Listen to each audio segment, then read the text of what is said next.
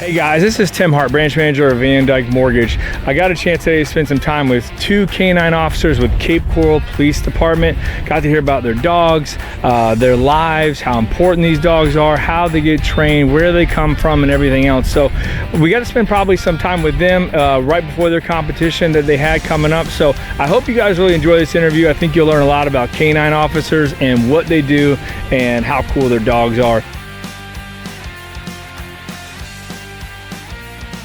How did you end up with your dog? Typically, like when I selected my dog, for example, we screen maybe 15 to 20 dogs. It's not breed specific, gender specific. We have two female dogs that are currently in our unit right now as well, and we found they work just as great, if not better, than the males. For the most part, though, German Shepherds, Dutch Shepherds, and Belgian Malinois, or a mix, of the two. My dog Suka is a 7-year-old Belgian Malinois and German Shepherd mix in.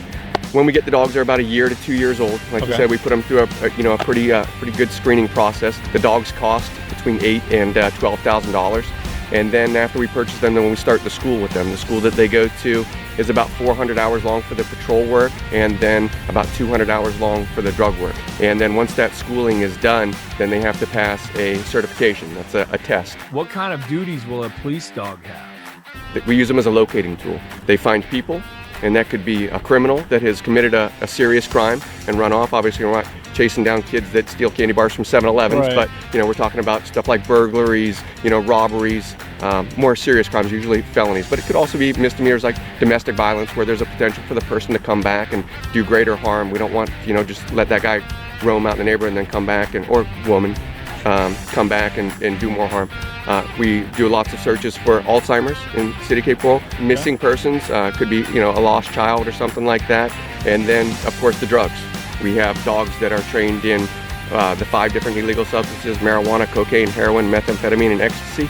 And then now we just acquired 2 new dogs that are just trained in cocaine, methamphetamine, ecstasy, and heroin, because of the stuff that's going on, throughout the United States with marijuana. We've got dogs that are trained to find everything except marijuana now. We're anticipating the upcoming law change. Yeah, we'd rather be on ahead of the curve than behind it. Does your dog live with you? At no point are we ever away from the dogs. So they come to work with us, they come home with us. We're responsible for all their care, feeding, training, and everything involved with owning a dog. Yeah, it's a living, breathing animal, so it's not like my gun belt or my vest. I don't take it off and put it on a shelf and let it sit there, until I start my next shift. We take care of that dog, like a pet. And we have to remember that everything you do with the dog could affect its performance on the road at some point, because they are, at the end of the day, a tool that we're using to do our job. What is the history behind dogs in law enforcement? In the early 1900s is when they started to use dogs in the law enforcement community, and essentially they were just sentry dogs at that point. They would go out on patrols with police officers and try and quell disturbances, or basically keep the peace. Yeah, it's grown to include the war on drugs when that became big in the 1960s and 70s. When that started, now you're adding in more capabilities to the dogs, because we're realizing they can do so much more than just go out and look tough. I mean, our mission is changing as police officers, and our role as police officers in the community is changing every day. So we're adapting the dogs to fit more of those roles, whether it be community engagement, where we go out and do events. We're doing narcotic searches.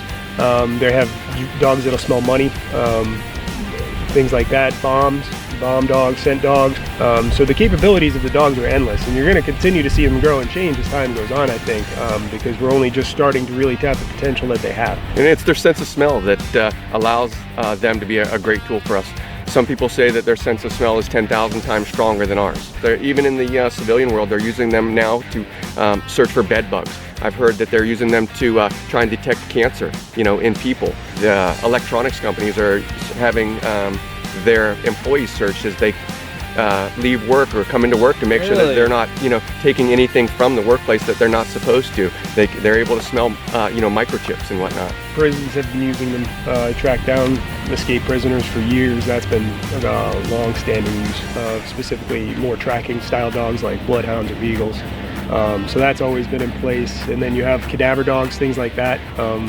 for more gruesome crimes or heinous crimes, or when people go missing for extended periods of time. They have dogs for that as well. Are you just as attached as you would be to a pet dog? Just as much, if not more, you know, because of the amount of work that you're putting into it. You know, this is something that you've helped to create. So, you know, I think the bond is probably more, yeah. Because at the end of the day, we're taught to be trainers of our own dogs, because if my dog is having an issue or Jason's dog is having an issue, the only person whose responsibility it falls upon is ourselves. And it's our job to correct that behavior and fix whatever we need to make sure that our dogs are doing exactly what they need to be doing for the road. So all that work and that effort, like Jason was saying, that you put into it, when you see it come back, and it's just like, it's a very self-rewarding thing to see everything and all the hard work and effort you put into training this creature do exactly what you tell it to do. It's an amazing feeling. I mean, I spend probably more time with my dog than I do with my family at this point, because there's nowhere that I go that he doesn't come with me. I think most people will agree it's the best job you can have in law enforcement.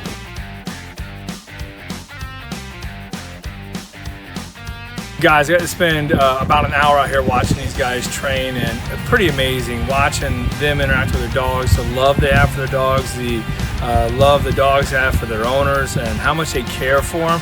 Pretty impressive stuff. Thanks again, guys, for watching. Appreciate you. Take care.